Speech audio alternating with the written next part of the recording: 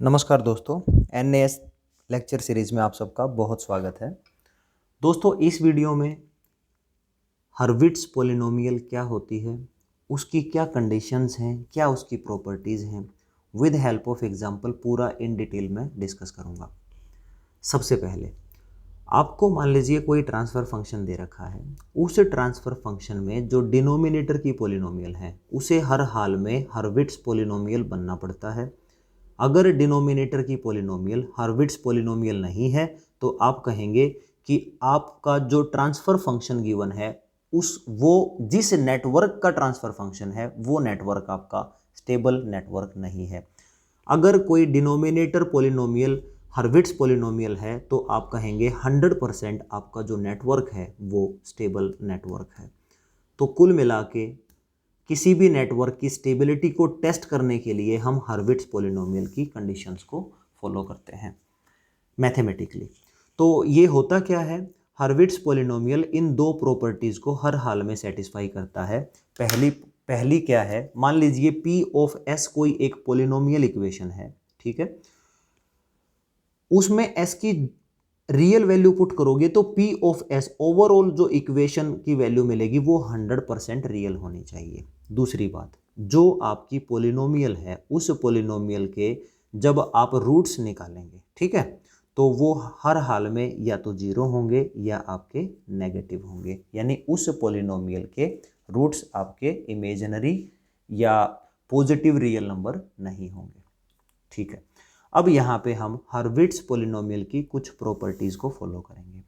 इन properties को अगर कोई इक्वेशन कंप्लीटली फॉलो करती है तो वो इक्वेशन अगर ट्रांसफ़र फंक्शन का डिनोमिनेटर है तो हम कहेंगे कि वो आपका एक स्टेबल नेटवर्क को रिप्रेजेंट करता है।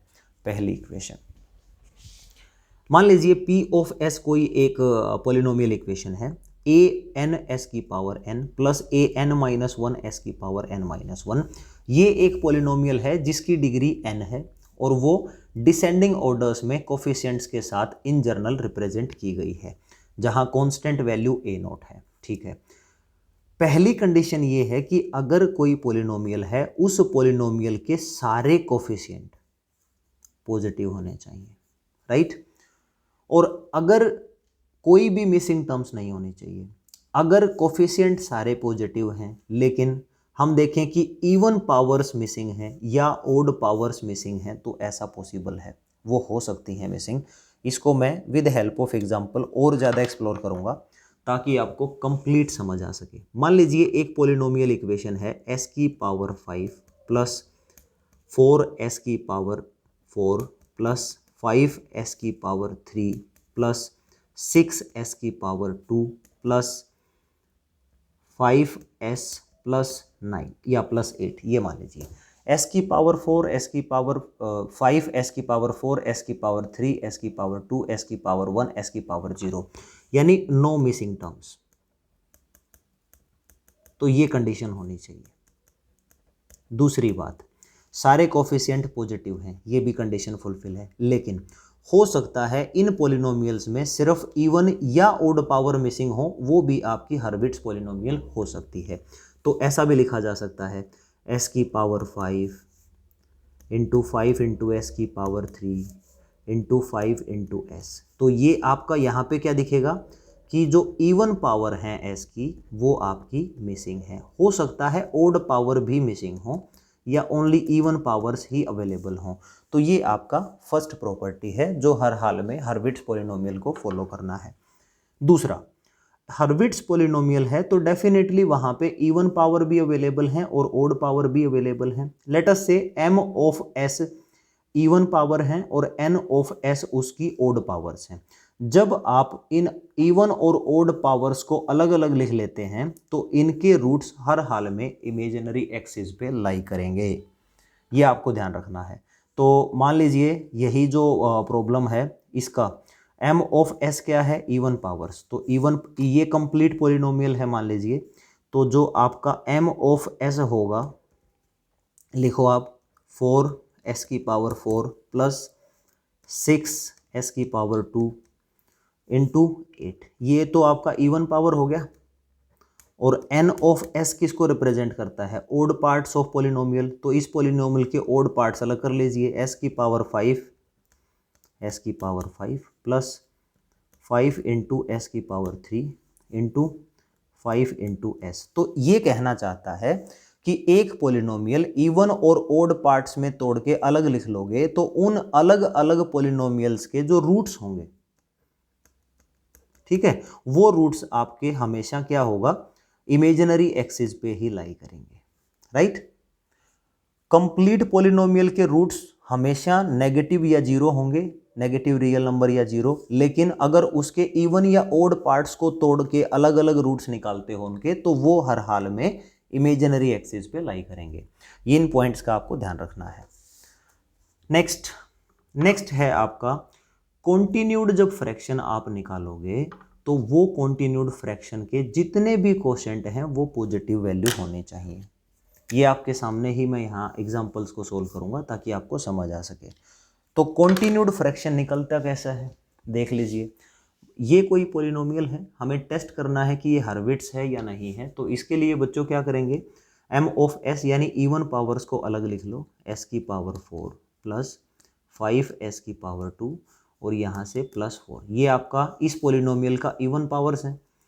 ओड पावर्स कहाँ है, s की पावर 3 प्लस 3 इंटू एस, ये आपका ओड पावर है। अब आप क्या करो, कॉन्टिन्यूड फ्रैक्शंस करो। कॉन्टिन्यूड फ्रैक्शन होता है अगर इवन पावर बड़ी है तो ऊपर वो लिख लीजिए, that is m of s divide by n of s, यानी डिनोमिनेटर में नीची पावर लिखेंगे तभी तो डिवीजन पॉसिबल है। तो आप यहाँ पे डिवीजन करना स्टार्ट करते हैं। देखना आप कॉन्टिन्यूड फ्रैक्शन कैसे निकालते हैं।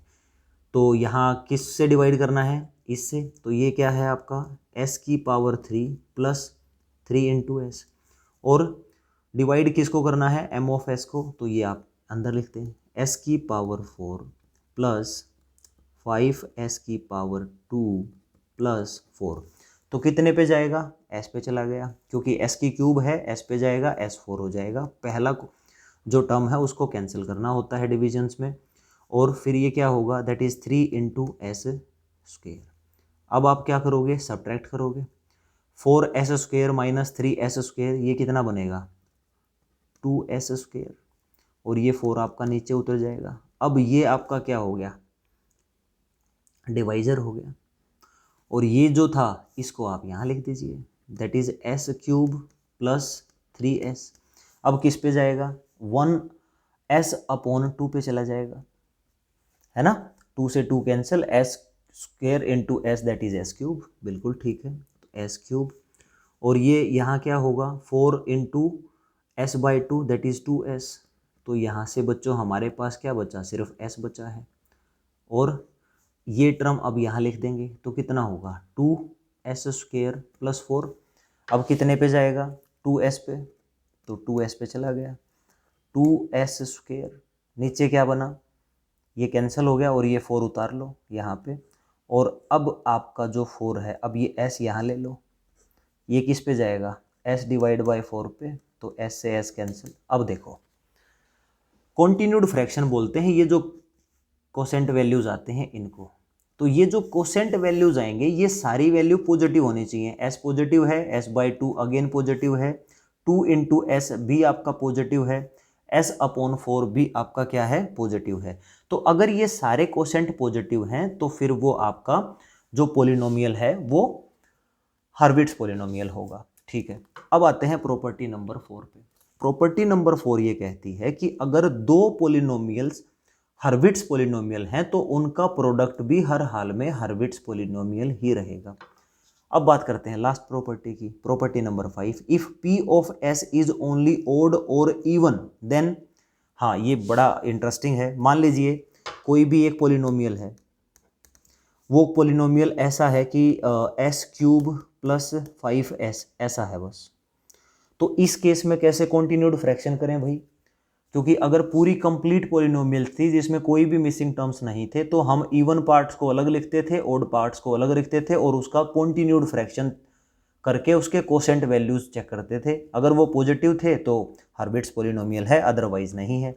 लेकिन क्या हो अगर ऑलरेडी इवन टर्म्स या ओड टर्म्स मिसिंग हो, तो इस केस में बेटे क्या करते हैं, जो मान लीजिए यहाँ पे इवन टर्म्स मिसिंग है, तो आप इस पोलिनोमियल का फर्स्ट ऑर्डर डेरिवेटिव ले लें, तो वो कितना बनेगा, वो बनेगा 3s² प्लस 5 इंटू एस का derivative with respect to s1 है, तो यहाँ सिर्फ 5 बचेगा। तो इसका मतलब ये है, अब आप इसका कॉन्टिन्यूड फ्रैक्शन कैसे लिखेंगे, p ऑफ s, तो s³ प्लस 5s, ये आपका ऊपर लिखा जाएगा, और जो डेरिवेटिव लोगे वो आपका नीचे लिखा जाएगा, और p of s divided by p dash of s है, तो फिर ये फॉर्म बन जाएगी, और फिर कॉन्टिन्यूड फ्रैक्शंस में आप उसके कोशेंट्स को चेक कर सकते हो।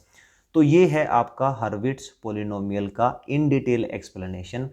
नेक्स्ट वीडियो में कोई इक्वेशन हमें दी गई होगी, उस इक्वेशंस को हमें टेस्ट करना है कि वो हर्विट्स है या नहीं है। अगर इक्वेशन हर्विट्स होती है तो बेटा ये इंश्योर करती है कि नेटवर्क आपका स्टेबल है, अदरवाइज नेटवर्क आपका स्टेबल नहीं होता है। अगर ट्रांसफर फंक्शन दे रखा है तो उस ट्रांसफर फंक्शन के डिनोमिनेटर पोलिनोमियल को ही हम टेस्ट करेंगे। डिनोमिनेटर पोलिनोमियल अगर हर्विट्स पोलिनोमियल की सारी प्रॉपर्टीज को फॉलो करेगी तो हम कहेंगे कि वो सिस्टम आपका स्टेबल सिस्टम है। याद रहे, सिर्फ स्टेबिलिटी पे कमेंट कर सकते हैं, कोजल है या नहीं है उसके बारे में पॉजिटिव रियल फंक्शंस को इन डिटेल स्टडी करना पड़ता है। तो this is the end of the video. Thank you so much for watching this video.